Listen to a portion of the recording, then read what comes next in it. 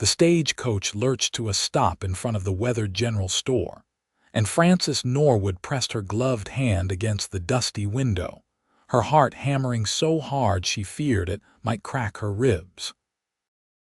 After 3 weeks of bone-rattling travel from Boston, she had finally arrived in Rawhide, Wyoming territory, in this year of our Lord 1878, to marry a man she had never met. The driver yanked open the door, and the harsh August sun struck her face like a physical blow. Frances stepped down carefully, her worn traveling dress clinging to her skin beneath her dark blue jacket. The main street of Rawhide stretched before her, a collection of wooden buildings that seemed to huddle together against the vast emptiness of the surrounding plains. Dust devils danced between the structures, and the air smelled of horses, leather, and something wild she could not name. "Miss Norwood," a rough voice called out, and Frances turned to see a weathered man in his 50s approaching, his face creased like old boot leather. "Name's Guthrie. I work for the Anderson Ranch. Been sent to fetch you." Frances smoothed her skirts, trying to calm the trembling in her hands. "I was expecting Mr. Harrison Anderson himself." Guthrie's expression flickered with something she could not quite read, pity perhaps, or discomfort. "Well now, miss, there's been a development. Harrison, he took sick about 2 weeks back. Fever. Doc did what he could, but—" He removed his hat, clutching it against his chest.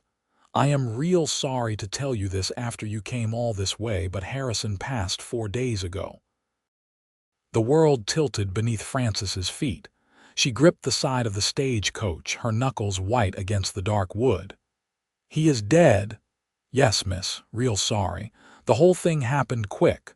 One day he was fine, next he was burning up with fever. Doc said it was something in his blood, could not be fixed." Guthrie shifted his weight from foot to foot. "Thing is, Harrison's brother Henry, he runs the ranch with him. Well, ran it. Now it is just Henry, I suppose. Henry said to bring you out to the ranch anyway. Said you got nowhere else to go, and we owe you at least a conversation about what is to be done." Frances felt her throat tighten. She had sold everything she owned to pay for the journey west. Her mother had died the previous winter, and her aunt in Boston had made it abundantly clear that Frances was a burden she could no longer afford to keep. The advertisement in the matrimonial newspaper had seemed like providence. "Prosperous rancher seeks educated, respectable woman for marriage. Must be of good character and willing to embrace frontier life." Now that providence had crumbled to dust. "I see," she managed, her voice steadier than she felt. "Then I suppose I should meet this Henry Anderson and determine what comes next." Guthrie loaded her 2 modest trunks into the back of a wagon, and Frances climbed onto the bench seat beside him. As they rolled out of town, she studied the landscape with a mixture of fear and fascination. The plains stretched endlessly in every direction, golden grass rippling like an ocean beneath the cloudless sky. In the distance, purple mountains rose like distant dreams. "The Anderson Ranch is one of the finest in these parts," Guthrie offered, perhaps trying to fill the heavy silence. "Been here since '69. Harrison and Henry's father started it, but he passed back in '75. The brothers built it up real good. Got near 2,000 head of cattle, good water rights, strong buildings." "What is Henry Anderson like?" Frances asked quietly. Guthrie was silent for a long moment. "Different from Harrison. Harrison was the talker, the one who handled business in town, wrote them letters and such. Henry, he is quiet, keeps to himself mostly. Best horseman I ever seen, and he knows cattle like he can read their minds. But he is not much for socializing." "Did he approve of his brother sending for a mail-order bride?" Another pause. "Do not rightly know, miss. Harrison handled his own affairs, but Henry is a fair man. He will do right by you, whatever that means." The ranch came into view as the sun began its descent toward the western mountains. Frances felt her breath catch despite her anxiety. The main house was a sturdy two-story structure built from logs and stone, with a wide porch that wrapped around the front and side. Several outbuildings dotted the property, including a massive barn, a bunkhouse, and various corrals where horses moved like living sculptures against the evening light. The wagon rolled to a stop in front of the main house, and Frances saw a figure emerge from the barn. Even from a distance, she could tell he was tall and broad-shouldered, moving with an easy confidence that spoke of a man completely at home in his environment. As he drew closer, Frances found herself staring. Henry Anderson was nothing like she had imagined. Harrison's letters had mentioned his younger brother only in passing, and Frances had pictured someone slight and bookish, overshadowed by his older sibling. The man walking toward them was probably in his late 20s, with dark hair that curled slightly at his collar and eyes the color of summer sky. His face was tanned and angular, with a strong jaw and a mouth that looked like it rarely smiled. He wore work-worn dungarees and a blue shirt with the sleeves rolled up, revealing muscular forearms. "Miss Norwood," he said, his voice low and rough like distant thunder. He did not offer his hand or remove his hat. "I am Henry Anderson. I expect Guthrie told you about Harrison." "He did," Frances said, climbing down from the wagon without assistance. "Please accept my condolences on your loss." Something flickered across Henry's face, too quick to identify. "Come inside. You must be tired from the journey. We can talk about arrangements in the morning." The interior of the house surprised Frances with its comfort. The main room featured a large stone fireplace, handmade furniture that showed real craftsmanship, and woven rugs that added warmth to the wooden floors. Books lined a shelf on one wall and curtains hung at the windows, evidence of a woman's touch sometime in the past.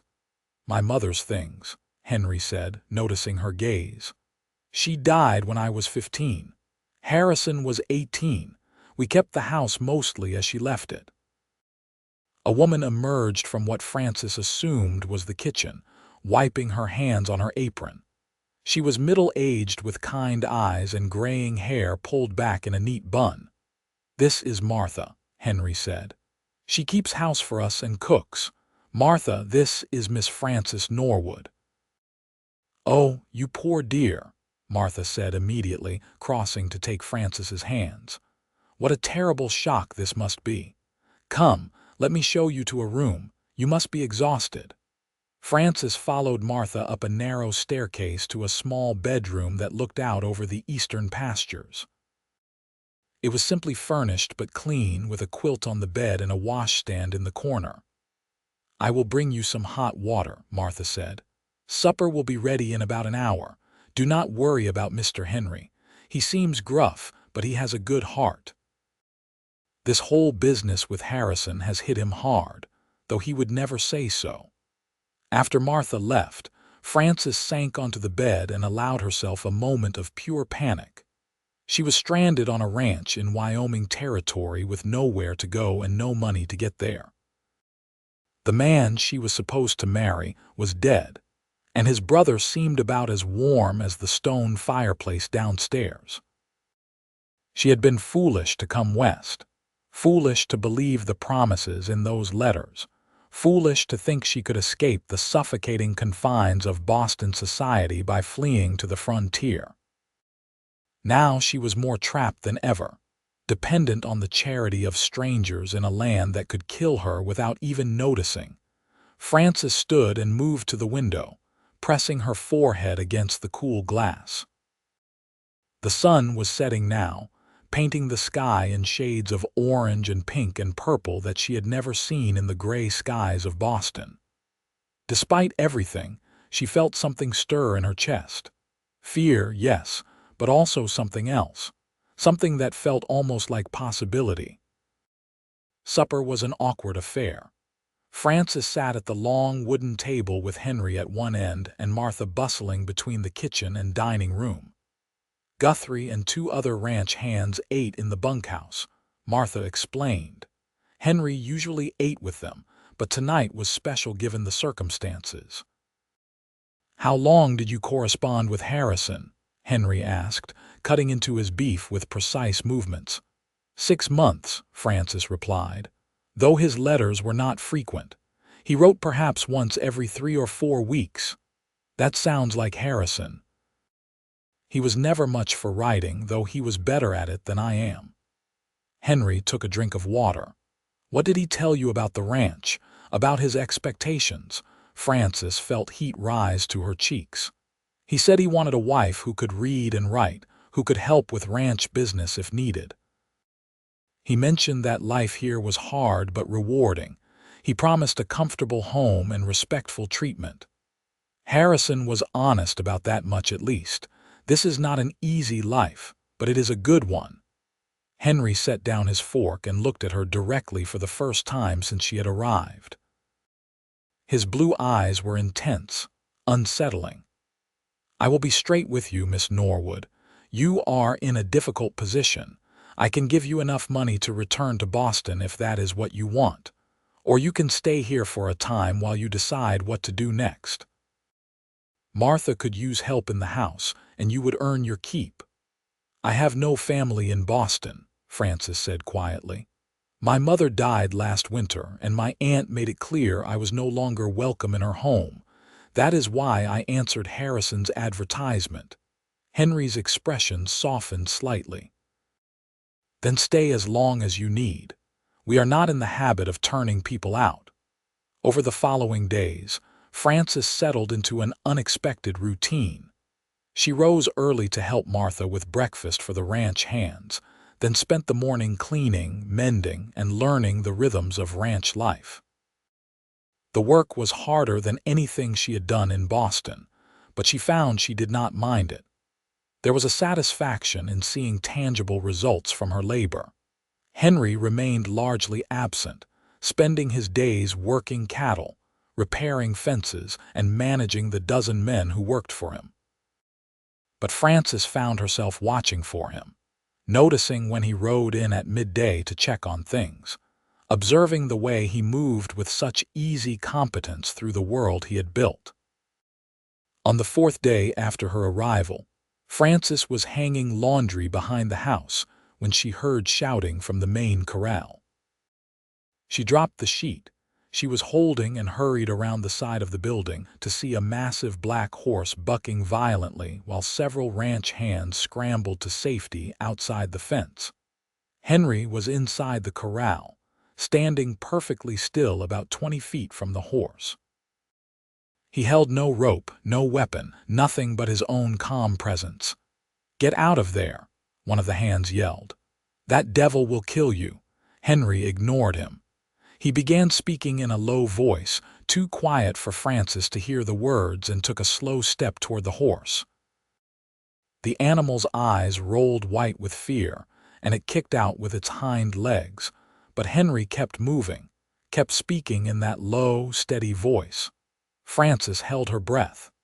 She knew nothing about horses beyond their use for pulling carriages in Boston, but even she could see the danger in the situation. The horse was enormous, powerful, terrified, and angry, but Henry showed no fear. He moved like he had all the time in the world, like there was nothing in the universe but him and this frightened animal. Slowly, impossibly, the horse began to calm. Its ears swiveled forward, listening to Henry's voice. Its breathing slowed. Henry reached out one hand, still speaking softly. The horse stretched its neck forward, nostrils flaring as it caught his scent. Then, like a miracle, the animal stepped toward him and allowed Henry to place his palm flat against its sweat-soaked neck. The ranch hands erupted in cheers, but Henry just stood there, stroking the horse's neck, still speaking words Frances could not hear.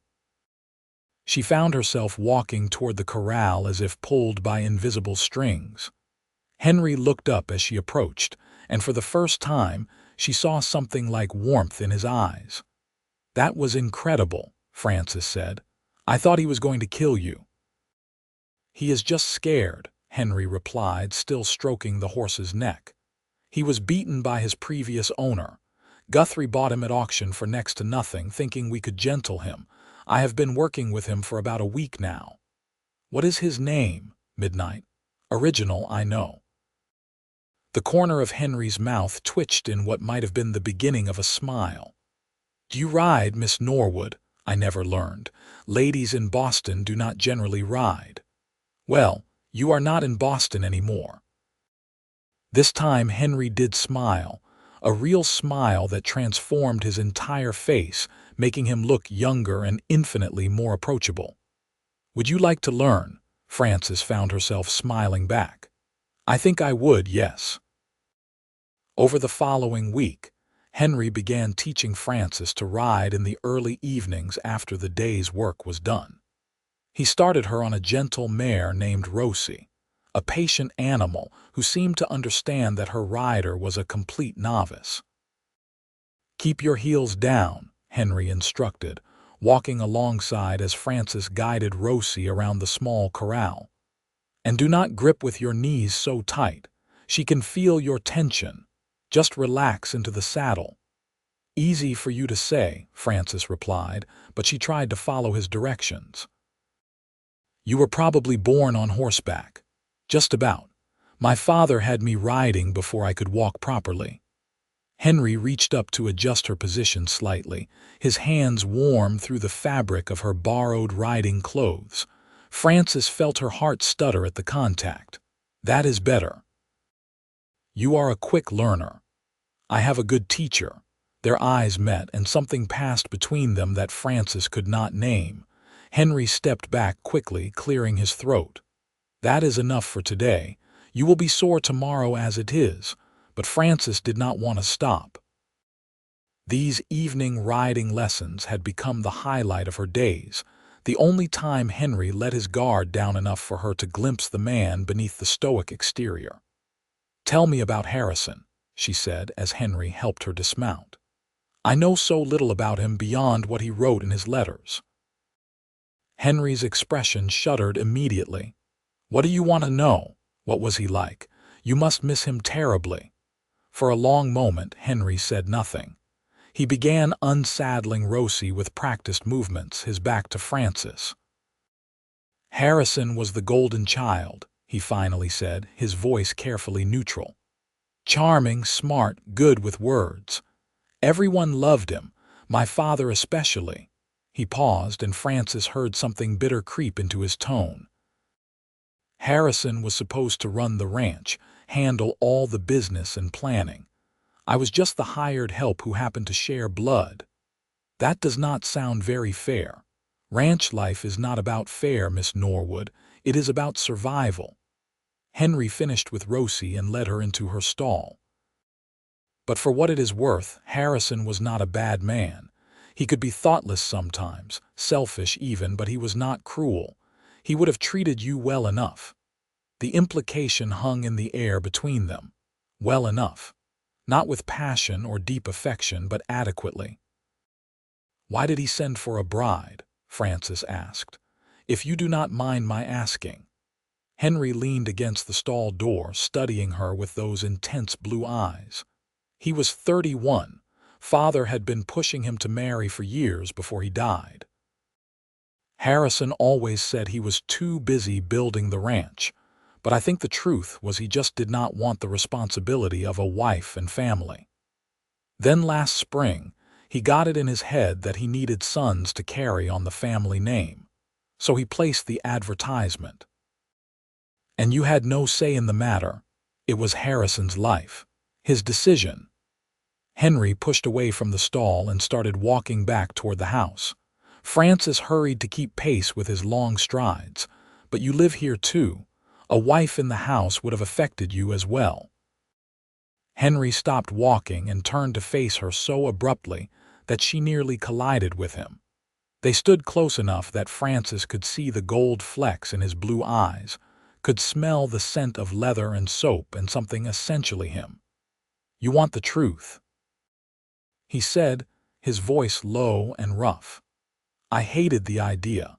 I hated that Harrison would bring some stranger out here and expect her to just fit into the life we built. I hated that he would probably treat her like just another possession, something else he owned. And I especially hated that she would probably be exactly the kind of woman Harrison wanted, refined, proper, completely unsuited for frontier life. Frances felt her temper flare. And am I what you expected? A delicate flower who will wilt at the first sign of difficulty? No, Henry said, and the word came out almost like an accusation. You are not, and that is the problem. He walked away before Frances could respond, leaving her standing in the gathering dusk with her heart pounding and her thoughts in chaos. That night, Frances lay awake in her small bedroom, listening to the unfamiliar sounds of the ranch settling around her. Somewhere in the distance, coyotes called to each other with their eerie, yipping cries. The wind whispered through the eaves, and the house creaked like a living thing. She thought about Henry's words. What had he meant that she was the problem? What did he see when he looked at her? Frances had caught him watching her sometimes when he thought she was not paying attention. She had felt the way his hands lingered a moment too long when he helped her mount Rosie. She had noticed how his voice softened when he spoke to her, how his rare smiles seemed to be appearing more frequently. Was it possible that Henry Anderson was developing feelings for her? And more importantly, what did Frances feel in return? She barely knew him. She had been on the ranch for less than 2 weeks. She had come here to marry his brother, for heaven's sake. Surely what she felt was just gratitude, just the natural warmth that came from being shown kindness in a difficult situation. But when Frances closed her eyes, it was not gratitude that made her pulse quicken. It was the memory of Henry's hands on her waist, his voice in her ear, the intensity of his blue eyes watching her across the dinner table. She was falling for him, she realized with a mixture of terror and exhilaration. She was falling for Henry Anderson, and she had no idea what to do about it. The following morning, Frances woke to the sound of raised voices downstairs. She dressed quickly and descended to find Henry in the main room speaking with a man she had not seen before. He was older, perhaps in his 40s, with a thick mustache and expensive clothes that seemed out of place in the rough ranch house. "Miss Norwood," Henry said when he noticed her, his expression grim. "This is Wallace Morton. He is a lawyer from Cheyenne. He has come about Harrison's will." Frances felt her stomach drop. "I see. Should I leave you to speak privately?" "No," Morton said, opening his leather case and withdrawing several documents. "In fact, this concerns you directly, miss. Please sit down." Frances perched on the edge of a chair while Henry remained standing, his arms crossed over his chest. "I will get straight to the point," Morton said. "Harrison Anderson's will contains several unusual provisions. The bulk of his estate, including his half-ownership in this ranch, was to go to his wife upon his death, provided he was married at the time of his passing." "But he was not married," Frances said. "No, he was not. However, there is an additional provision. If Harrison was engaged to be married or had formally arranged a marriage contract at the time of his death, his intended bride would receive a settlement of $5,000 and the option to remain on the ranch property for up to 1 year. Frances heard Henry suck in a sharp breath. $5,000. Yes. I have the letters Harrison sent to Miss Norwood and her acceptance letter, which together constitute a formal marriage contract under territorial law. Therefore, Miss Norwood is entitled to the settlement." Frances felt dizzy. $5,000 was a fortune. She could go anywhere, do anything. She would never have to worry about being a burden again. "There is one more thing," Morton continued. "Harrison's half of the ranch now reverts to Henry, but only if he marries within 1 year of Harrison's death. If Henry remains unmarried, The ranch will be sold and the proceeds distributed to various charities Harrison specified. From what I understand, Mr. Anderson, you do not have sufficient capital to buy out the charitable interests. The ranch would be lost. Henry's face had gone pale. That is absurd. Harrison knew how much this ranch means to me. He knew I have put my whole life into building it. Be that as it may, these were his wishes. He left a letter explaining his reasoning. Morton withdrew another document and handed it to Henry. He felt that you were too isolated, that you needed the influence of a wife and family to become a complete person. His words, not mine. Francis watched Henry read the letter, saw his jaw tighten and his knuckles whiten as he gripped the paper. When he looked up, his eyes were hard as winter ice. So Harrison is controlling my life even from the grave. How typical. He crumpled the letter and tossed it aside. Well, Mr. Morton, I will not be forced into marriage to save a ranch. If that is Harrison's condition, he can take it to his grave. Henry, Francis said softly, please do not make a rash decision. This is not rash, Miss Norwood. This is principle. I will not be manipulated. Morton gathered his papers. You have time to consider your options, Mr. Anderson. The year begins from the date of Harrison's death, so you have until next August to make a decision. Miss Norwood, I will arrange for your settlement to be transferred to the Rawhide Bank within the month. After Morton left, Henry stormed out of the house without a word. Francis watched him ride off on midnight, heading toward the distant mountains at a gallop that spoke of fury and desperation. Martha emerged from the kitchen where she had clearly been listening. That boy, she said, shaking her head, too proud for his own good. What will he do? Francis asked. Sulk for a while, then come to his senses, hopefully. Martha put a gentle hand on Francis's shoulder. That was a shock for you too, dear. $5,000 is a life-changing sum. It was. Francis could leave Wyoming and start fresh somewhere civilized. She could open a shop or a school or simply live modestly on the interest. She could have the independence she had always craved. So why did the thought of leaving make her chest ache? Henry did not return for supper. He did not return as the sun set, and the stars emerged in brilliant profusion across the night sky. Francis found herself pacing the main room, watching the darkness beyond the windows, worry gnawing at her insides. He will be fine, Martha said, banking the fire for the night. He knows this land like the back of his hand. He just needs time to think. What if he is hurt? What if midnight threw him? Midnight would never. That horse loves Henry like he is God's own gift. Martha patted Francis's arm. Try to get some sleep, dear. Things will look clearer in the morning. But Francis could not sleep. She lay in bed listening for the sound of hoofbeats, for the creak of the barn door, for any sign that Henry had returned safely. It was past midnight when she finally heard Midnight's distinctive whinny from the direction of the barn. Francis was out of bed and down the stairs before she could think better of it, grabbing a shawl against the night chill as she slipped out the back door. The barn was dark except for a single lantern hanging from a post. Henry was unsaddling Midnight, his movements slow and tired. He looked up as Francis approached, and she saw that his anger had burned away, leaving only exhaustion in its wake. You should be asleep, he said. I was worried about you. I am fine. Just needed to clear my head. Francis moved closer, drawn by something she could not resist. Henry, about what Mr. Morton said, do not. Henry held up a hand. Please, just do not. I know what you are going to say. You are going to tell me that I should marry someone to save the ranch. That it is just a business arrangement, that plenty of people marry for practical reasons. But I cannot do it, Francis. I cannot tie myself to someone I do not care about just to keep a piece of land. It was the first time he had called her by her given name.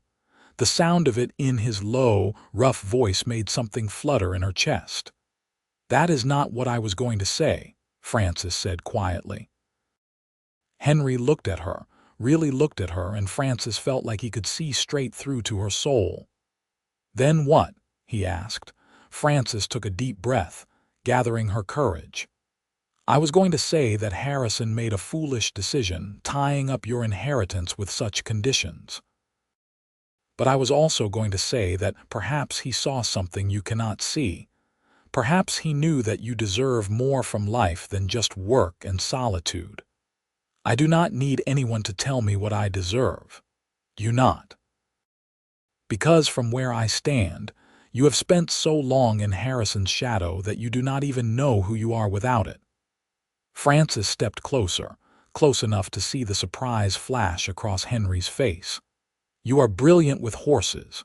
You care about your men and treat them fairly. You have built something real and lasting here. But you are also lonely, Henry. I can see it in the way you watch families in town, in the way you disappear into the mountains by yourself. You want connection, but you are too stubborn to reach for it." "You do not know anything about me," Henry said, but there was no heat in the words. "I know more than you think. I know that you speak gently to frightened horses and gruffly to people because you are afraid of being hurt. I know that you read poetry when you think no one is watching because I have seen the book on your nightstand. I know that you loved your mother deeply and never quite got over losing her." Francis felt tears prick her eyes.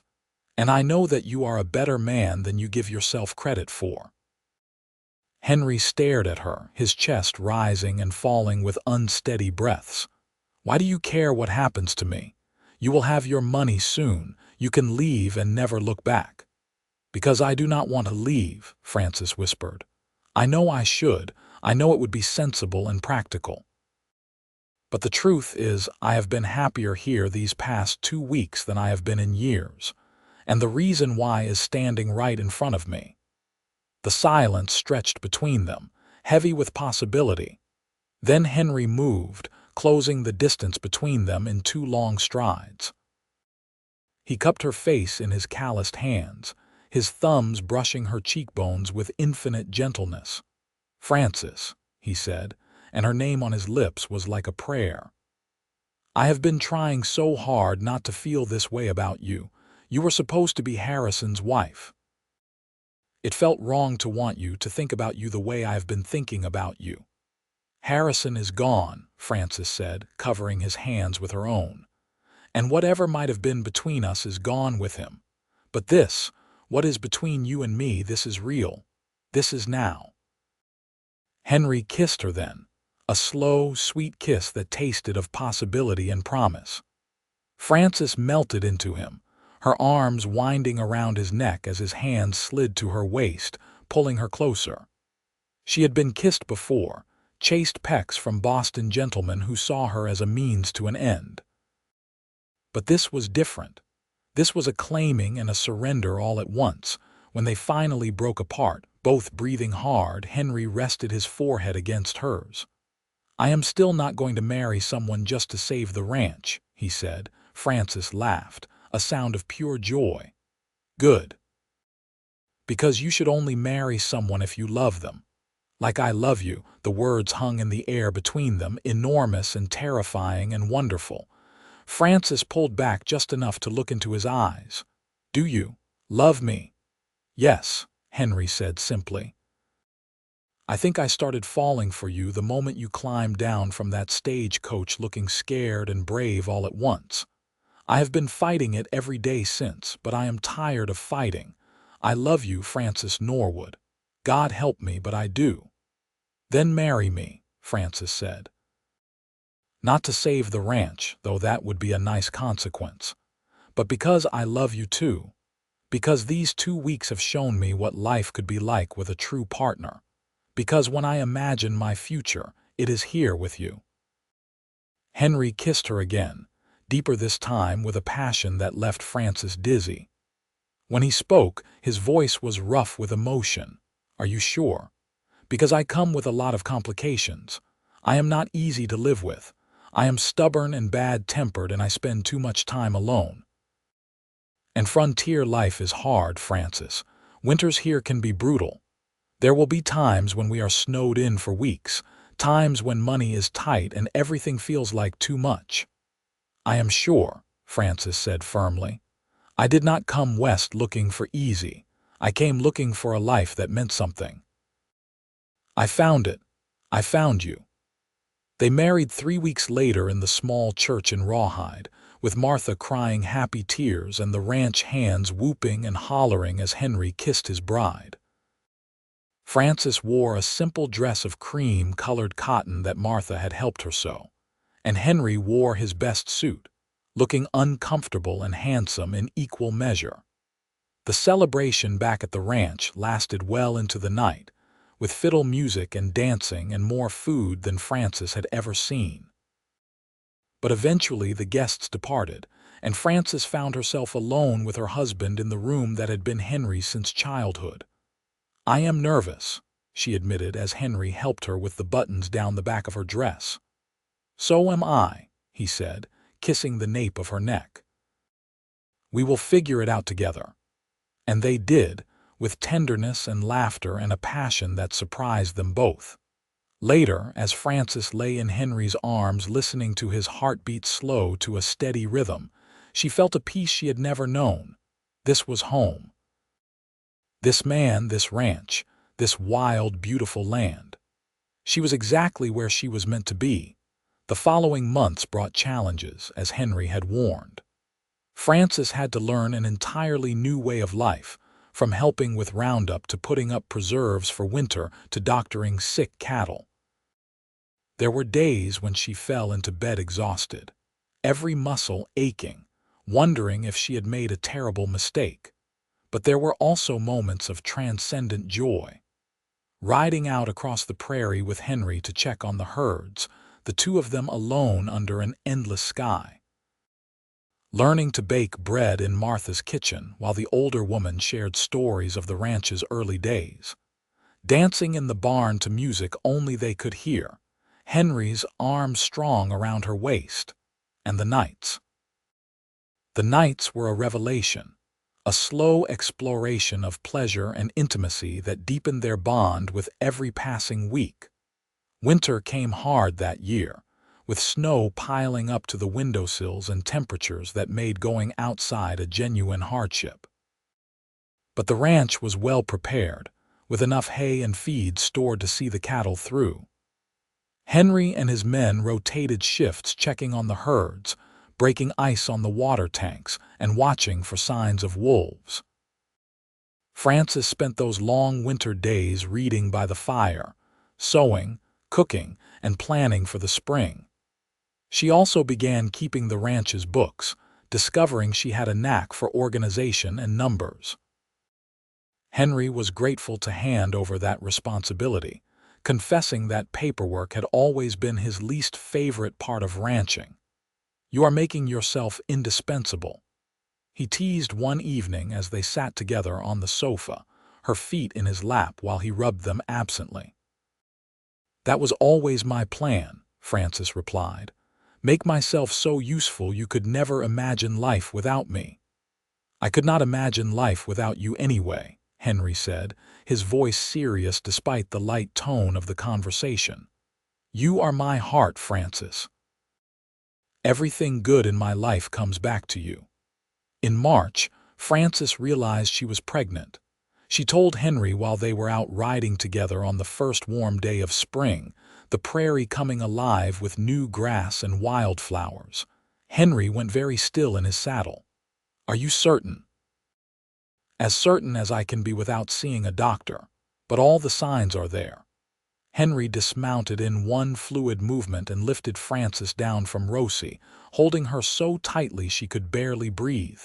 "We are having a baby," he said against her hair. "A family. Francis, we are going to have a family." They rode into Rawhide the next day to see the doctor, who confirmed Francis's suspicions. The baby would come in late October, he said. Francis should take care not to overexert herself, but moderate activity was fine.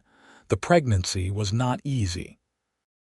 Frances suffered terrible morning sickness for the first 3 months, and the summer heat made her constantly uncomfortable. But Henry was attentive to the point of being overbearing, constantly asking if she was well, if she needed anything, if she should be sitting down. "I am pregnant, not made of glass," Frances finally snapped one day when Henry tried to stop her from hanging laundry. "I know, but what if you overdo it? What if something happens to you or the baby?" Frances saw the real fear in his eyes and softened. She took his hand and placed it on her swelling belly. "We are fine," she said gently, "strong and healthy. But I need to stay active, Henry. I need to feel useful. Please do not try to wrap me in cotton wool." He kissed her forehead. "I am just terrified of losing you. You are everything to me." "You are not going to lose me. I am tougher than I look." In late October, as promised, Frances went into labor. It was a long, difficult birth that lasted nearly 24 hours. Martha and the doctor attended her while Henry paced the floor downstairs, alternately praying and cursing. But finally, just as the sun was rising on a crisp autumn morning, Frances gave birth to a healthy baby boy. When Martha brought the infant down and placed him in Henry's arms, the stoic cowboy broke down and wept. "We have a son," he said when Frances was settled and clean and able to receive visitors. He sat carefully on the edge of the bed, the baby still cradled in his arms. "Frances, we have a perfect, beautiful son." "What should we name him?" Frances asked, exhausted but happier than she had ever been. "I was thinking James," Henry said. "After your father." Frances felt tears spring to her eyes. She had told Henry stories about her father, a gentle academic who had died when she was 12. That Henry would want to honor his memory moved her beyond words. "James Anderson," she said. "It is perfect." Baby James was a good-natured child who nevertheless demanded constant attention. Those first months were a blur of feedings and diaper changes and snatched moments of sleep. But watching Henry with his son filled Frances with a love so profound, it almost frightened her. He was a natural father, patient and tender in ways she had never expected from the gruff cowboy she had met 9 months earlier. He would walk the floor with James for hours when the baby was fussy, singing old cowboy songs in his rough voice. He changed diapers without complaint and helped with the middle-of-the-night feedings. "You are amazing with him," Frances said one night, watching Henry rock James back to sleep. "I love him more than I thought it was possible to love anyone," Henry replied. "Except for you, of course." "Of course," Frances said with a smile. By the time James was a year old, the ranch was thriving. Henry had expanded the herds and improved the breeding stock. Frances's careful management of the finances had put them in the strongest position they had ever been.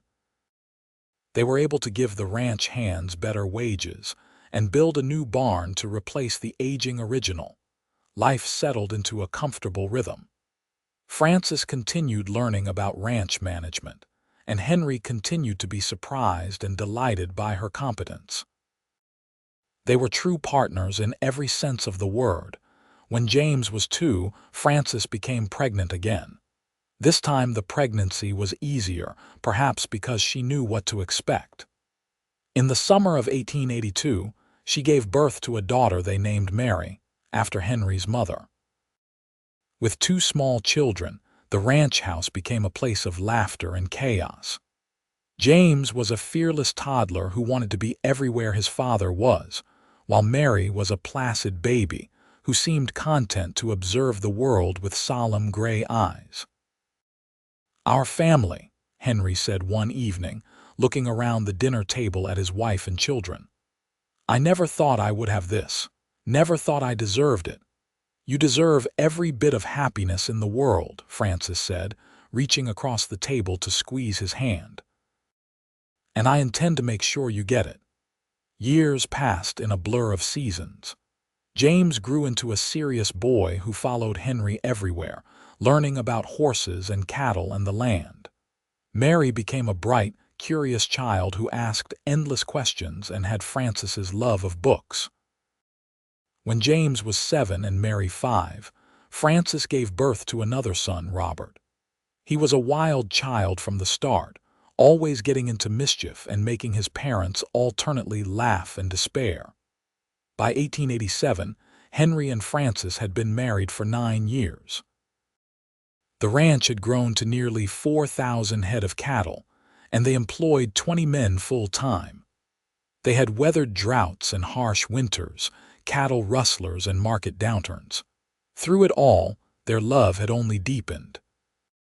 One evening, after the children were in bed, Henry and Frances sat on the porch watching the sun set over the mountains. It was a ritual they had maintained throughout their marriage, this quiet time together at the end of the day. "Do you ever regret it?" Henry asked suddenly. "Coming west?" "Marrying me instead of Harrison?" Frances looked at him in surprise. "Never, not for a single moment. Why would you ask that?" "I was just thinking about the day you arrived. How terrified you looked climbing down from that stagecoach, how out of place you seemed." He took her hand, threading his fingers through hers. "You could have had an easier life, a safer life. Sometimes I worry that I have been selfish keeping you here." "Henry Anderson, you listen to me," Frances said firmly. "I chose this life, I chose you. And I would make the same choice again every day for the rest of my life. This ranch, our children, the life we have built together, it is more than I ever dreamed of having. Even though it means hard work and isolation, even though you could have had comfort and society. Especially because of those things. I was never meant for drawing rooms and tea parties. I was meant for this. Big skies, honest work, a man who loves me truly and completely. You gave me that, Henry. You gave me everything." Henry pulled her close, kissing her with a tenderness that still made her heart race after all these years. "I love you," he said, "more than I can ever find the words to say." "Then it is a good thing you are a man of action rather than words," Frances teased. "Show me instead." And he did. That night and all the nights that followed, in the home they had built together on the Wyoming plains. As the children grew, each developed their own relationship with the land and the ranch. James, now 12, was already an accomplished horseman who could rope and brand alongside the experienced hands. He had Henry's quiet intensity and Frances's sharp mind, a combination that promised great things for his future. Mary, at 10, showed no interest in ranch work. She preferred books and learning, constantly pestering Frances to teach her more advanced subjects. Frances began seriously considering sending her to a boarding school back east when she was older, though the thought of being separated from her daughter made her heart ache. Robert, now 5, was pure mischief wrapped in angelic blonde curls. He had a talent for finding trouble that kept both Henry and Frances constantly vigilant. But he also had a sweet nature that made it impossible to stay angry at him for long. In the spring of 1888, Frances discovered she was pregnant again. She was 33 years old now, and this pregnancy felt different from the others. She was more tired, more uncomfortable. The doctor in Rawhide warned that women her age faced increased risks, but Frances was determined to see it through. Henry was beside himself with worry. "You do not have to do this," he said.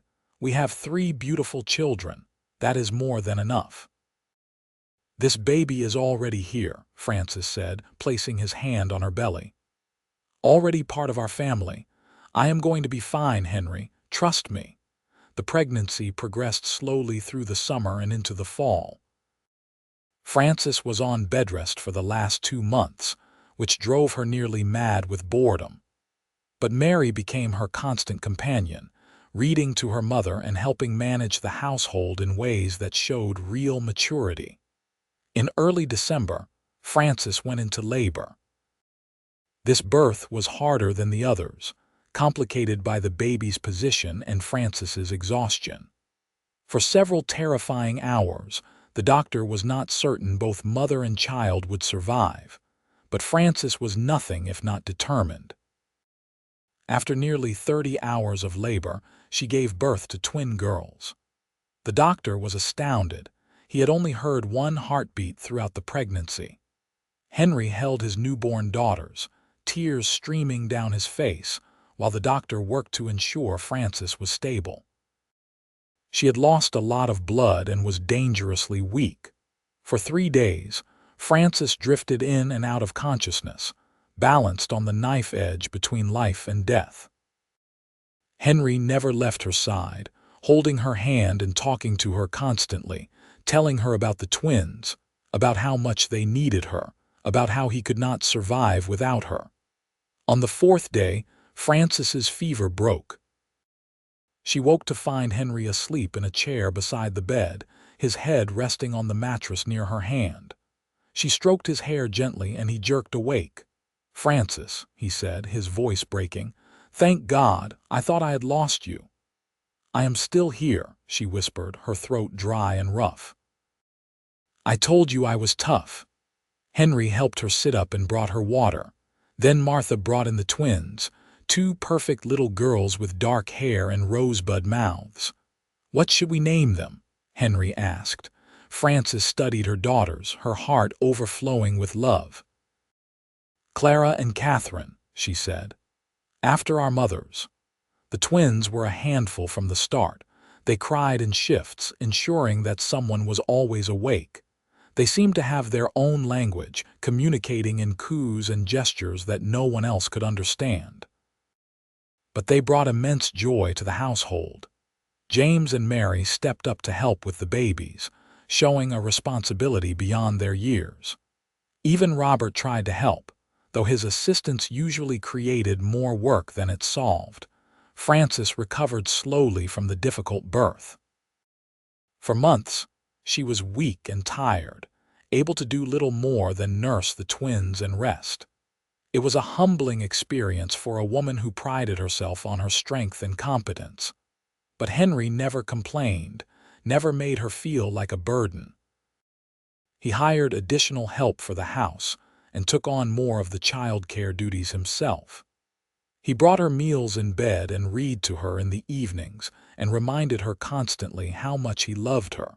By the following summer, Frances had regained most of her strength. The twins were starting to toddle around, getting into everything with the single-minded determination of explorers. The ranch was doing well, and their family was healthy and happy. One evening, as they sat on the porch watching the sunset, Frances said, "Do you remember what you told me the night we met? That you hated the idea of Harrison bringing a stranger to the ranch?" Henry groaned. "Please do not remind me what a fool I was. I am glad you were. Because if you had been welcoming and kind from the start, we might have become friends. But your resistance, your attempts to keep me at arm's length, they made me push back. They made me fight for a place here. And that fight showed me who I really was." "You showed me who I really was too," Henry said. "Before you came, I was just going through the motions of living, working myself to exhaustion so I did not have to feel anything. You taught me that it is okay to want more, to reach for happiness instead of just enduring." "We saved each other," Frances said simply. "Yes," Henry agreed. "We did." By 1890, their oldest children were growing up fast. James was 14 and working the ranch like a man, though Henry insisted he continue his studies as well. Mary was 12 and had convinced her parents to let her attend a school for girls in Cheyenne, returning home for summers and holidays.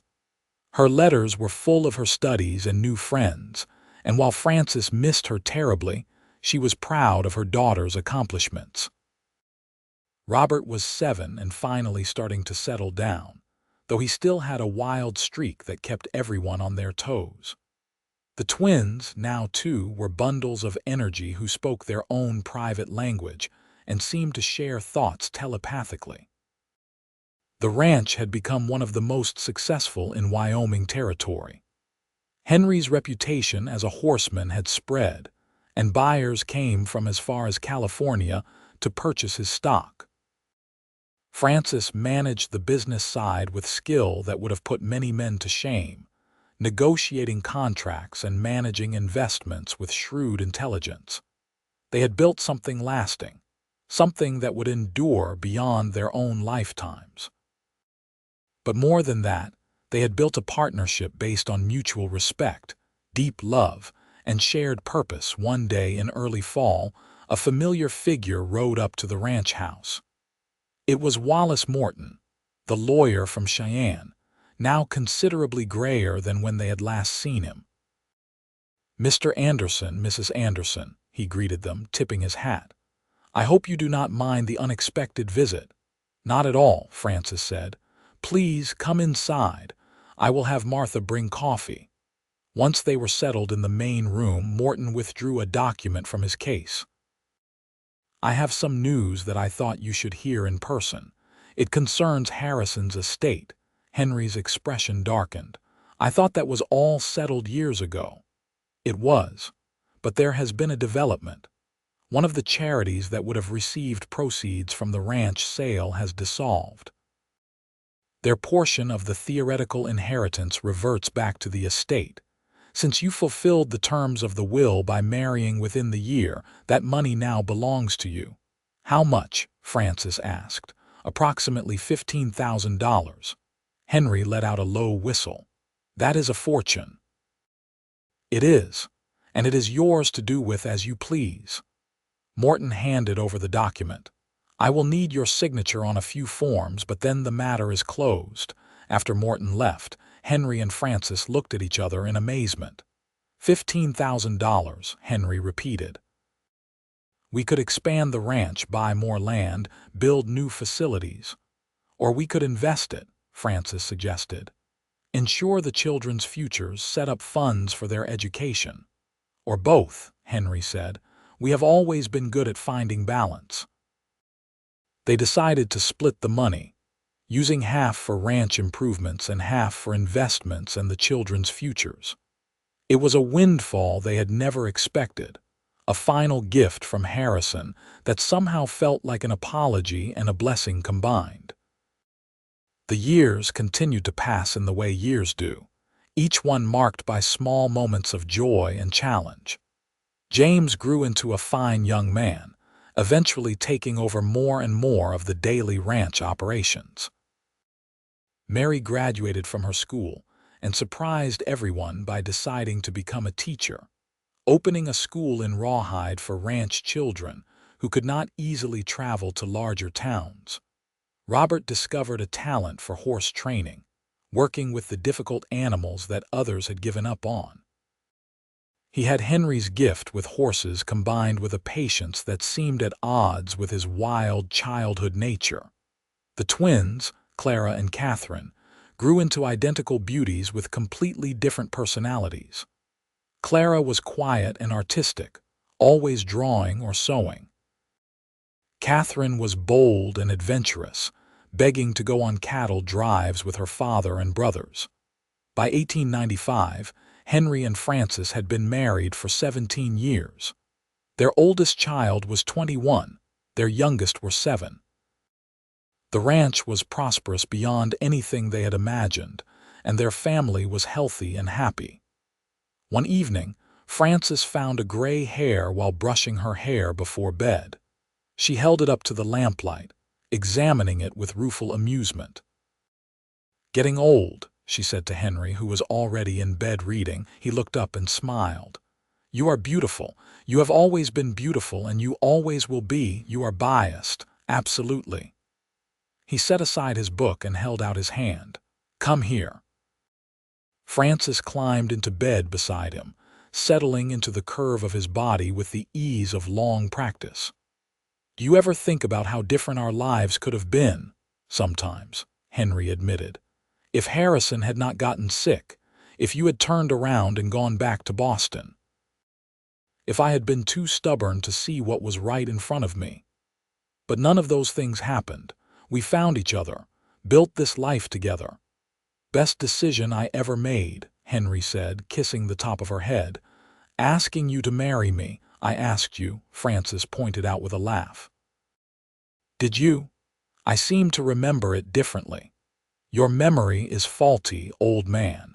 They lay together in comfortable silence, listening to the familiar sounds of the ranch settling for the night.